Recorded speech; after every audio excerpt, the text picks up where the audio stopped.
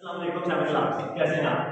आज का हमारा ऐसा तो है कि दरखास्त के बारे में सीख सकें। दरखास्त बेसिकली कोई अर्ज की जाती है किसी भी स्कूल के पास, स्कूल को लिखी जाती है। जैसे आपने स्कूल में फीस माफी के बारे में दरखास्त लिखी है, स्कूल को अर्ज करनी है कि मेरे पास इतनी फीस नहीं है, आपके स्कूल की बहुत ज़्यादा फीस है, मेरी फीस कम कर दीजिए।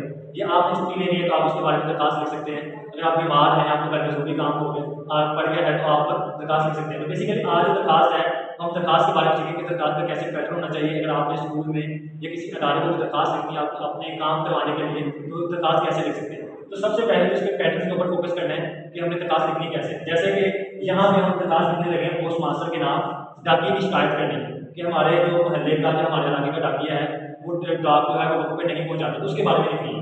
सबसे पहले लिखेंगे मकबूल जनाब पोस्ट मास्टर साहिब अली बेजी।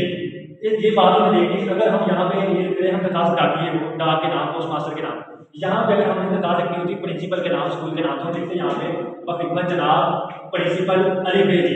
ये जो अली बेजी लिखने का मतलब ये है, अली बेजी का मतलब ये है कि हम यहाँ पे यूनिवर्सल लिख रहे हैं। पोस्ट यहाँ किसी इलाके का नाम आना था, यहाँ पे हम लिखते हैं पोस्ट मास्टर नालवाल, या कोई इलाका है तो उसका हम उसके बारे में लिख रहे हैं। लेकिन यहाँ पे हम वैसे बता रहे हैं, लिख किसी को नहीं रहे, यहाँ इसलिए हम अली बेजी लिख रहे हैं। यहाँ पे हम स्कूल को लिखते हैं तो हम लिखते हैं जनाब प्रिंसिपल अली बेजी। अगर हसन स्कूल को लिखेंगे तो फिर लिखेंगे हसन स्कूल स्कूल। अली बेजी का मतलब ये है कि हम जब भी किसी को लिखेंगे तो तब उसका हम यहाँ पे नाम लिखेंगे। उसके बाद यहाँ पे अनुमान आ जाएगा कि हम किस बारे में लिख रहे हैं।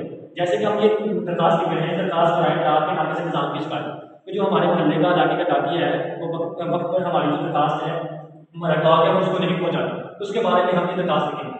उसके बाद यहाँ पे जब हम ये लिख रहे हैं कि अनुमान लिख लिया ताकि जो पढ़ने वाला है उसको फौरन पता चल जाए कि ये किसके बारे में है, ये इसलिए हम यहाँ पे अनुमान लिखेंगे। उसके बाद हम लिखेंगे यहाँ पे जनाब आए। सेम अगर हमने यहाँ पे स्कूल के बारे में लिखनी है तो हम लिखेंगे दरखास्त पर आए। अगर हमें जरूरी काम तो लिखेंगे दरखास्त पर आए जरूरी काम, जरूरी काम की हमें दरखास्त है स्कूल की हमें लिखनी है। अगर यहाँ पे हमने जरूरी काम आ जाएगा, अगर उनको बीमारी है तो लिखेंगे दरखास्त पर आए बीमारी की वजह से छुट्टी चाहिए, तो ये लिखेंगे। उसके बाद आएगा यहाँ पे जनाब आली, जनाब आली के आगे बताइए कि रामत आएगा, बताइए कि रामत का मतलब है कि आप उसको बुला रहे हैं। उसके बाद एक गुजारिश है कि हम हमारे इलाके में डाक की तकसीम का निज़ाम इंतहाई गैर मुनज़्ज़म है। गैर मुनज़्ज़म से मुराद क्या है कि वहाँ पर कोई इंतजाम नहीं है, बेवक्त ही डाक जो है वो कभी वक्त पे हमारी डाक लेके नहीं आता।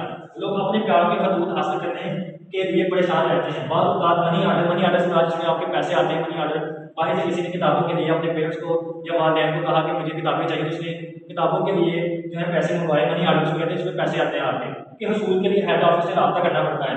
आपसे इल्तमास है, गुजारिश की जाती है कि हमारे इलाके के डाके की सर्जरस की जाए, उसको डांटा जाए और वो अपने उसे पाबंद बनाया जाए कि डाक पर वक्त तकसीम करे ताकि अहले इलाका उस परेशानी से निजात मिल सके। तो ये इस तरह का ये एक पैटर्न है ताकि जो आपकी दरखास्त है जब आप लिखें पेपर में लिखें तो इसका एक दरखास्त का खूबसूरत पैटर्न हो और आपका जो कहने का जो मकसद है वो भी आपका हल हो जाए और जो चेकर है जो नंबर देते हैं वो भी आपको ज़्यादा से ज़्यादा मार्क्स मिल जाए। तो ये उसके बाद यहाँ पे ज़्यादा अनाब आ जाएगा।